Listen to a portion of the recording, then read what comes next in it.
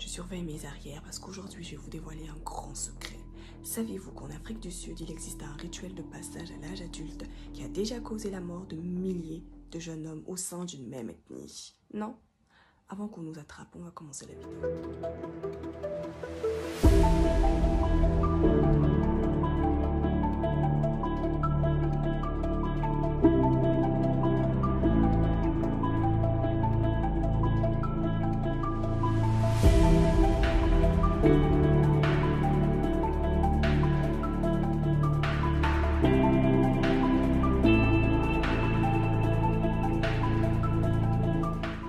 Comme vous le voyez sur la photo, le corps nu, peint en blanc, enveloppé d'une longue et grosse couverture, les jeunes Sud-Africains sont prêts à devenir des hommes. Ils vont pouvoir se marier, avoir des enfants, quitter le domicile familial, bref, s'émanciper socialement, mais évidemment cela n'est pas sans sacrifice. Chez les Xhosa, pour concrétiser le passage à l'âge adulte, les jeunes hommes dès 18 ans, dès leur majorité, ils sont soumis à des épreuves rudes pour prouver, montrer leur virilité, en quelque sorte pour faire d'eux des hommes. Lukua Luka ou Ulua Luko, je sais pas du tout si je prononce bien, c'est un rite d'initiation qui est pratiqué par l'ethnie Xhosa, un peuple installé en Afrique du Sud. Alors quelles sont ces épreuves qui vont faire de ces Sud-Africains des hommes avec un grand H? Eh bien chaque hiver de chaque année, des milliers de jeunes hommes sont envoyés par des initiateurs dans des zones reculées pendant plusieurs semaines. On parle d'un mois maximum où ils vont être circoncis. Pour rappel, la circoncision, ce n'est pas une mutilation, ça se fait pour des raisons hygiéniques, pour éviter les maladies, etc. Et ça consiste à couper un bout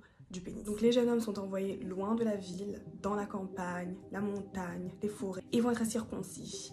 Et en attendant que cela cicatrise, ils vont être confinés dans une hutte avec interdiction de manger, interdiction de boire. Et à côté, ils vont faire un peu de festivités, ils vont danser autour du feu, ils vont faire des chants tribaux, ils vont se peindre à la peau. Et évidemment, ce qui se passe à la montagne reste à la montagne. Donc le rite, il est gardé secret.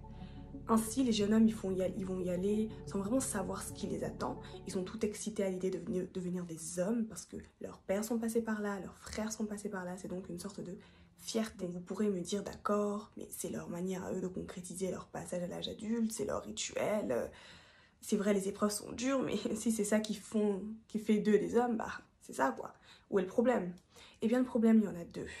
Le premier, c'est le nombre de morts qu'engendre ce rituel ancestral chaque année. Et quand une pratique cause des morts, elle invite à une sérieuse remise en question. La déshydratation, les mauvaises conditions d'hygiène lors de la circoncision qui est faite d'une simple lame de rasoir, sans protection, sans anesthésie, eh bien c'est ça qui entraîne la mort et qui cause aussi l'amputation du pénis souvent. Pourquoi? Parce que vous imaginez bien qu'il y a des infections qui se baladent un peu partout.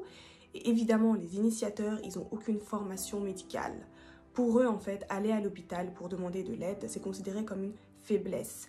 Les jeunes initiés, ils doivent sentir, ils doivent vivre la douleur pour être qualifiés d'hommes avec un grand H. Et évidemment, conséquence à cela, depuis 1995, les autorités sud-africaines enregistrent des milliers de morts.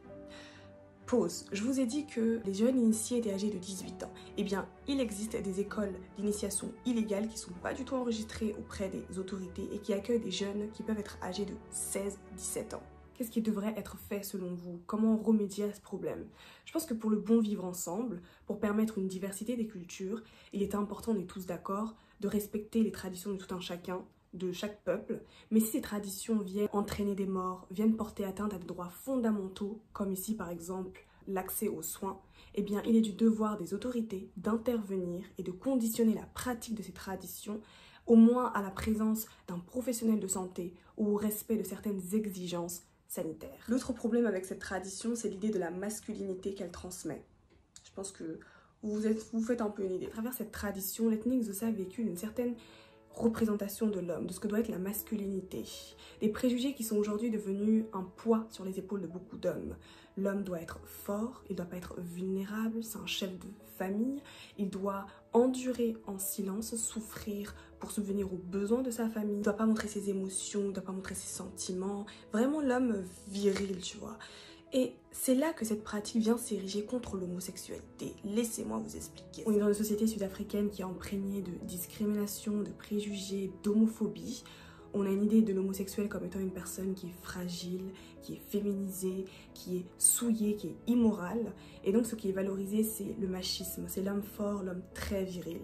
Vous imaginez donc la pression que peut subir certains jeunes hommes face à cette tradition qui est très patriarcale, surtout que ce sont les parents eux-mêmes qui les envoient. D'ailleurs, je vous invite à voir un film sorti en 2017 qui s'intitule Les Initiés, un long métrage réalisé par John Trengove qui dénonce en fait la vision de la masculinité que défend ces rituels et dont la plupart des acteurs sont passés par ces épreuves. Le film aborde avec affront un sujet tabou qui est l'homosexualité cachée dans le décor de Lukua Luka. Donc autant saluer que critiquer, les acteurs ont été victimes d'homophobie, de menaces de mort sur les réseaux sociaux pour avoir dévoilé au monde entier la tradition d'Exosa, ce qui est une insulte envers cette tradition.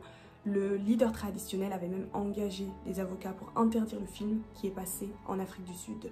Mais malheureusement, ce fut un échec. Est-ce que c'est le fait de dévoiler ce secret qui cause autant de haine? Est-ce que c'est l'aspect homosexuel qui dérange? Est-ce que la perpétration de cette tradition, donc le fait de la continuer, nourrit quelque part l'homophobie? Ou est-ce que vous n'y voyez juste aucun lien? Autant de questions à se poser, donc je vous laisse me donner vos réponses et je vous dis à plus tard pour une prochaine tradition. Bye!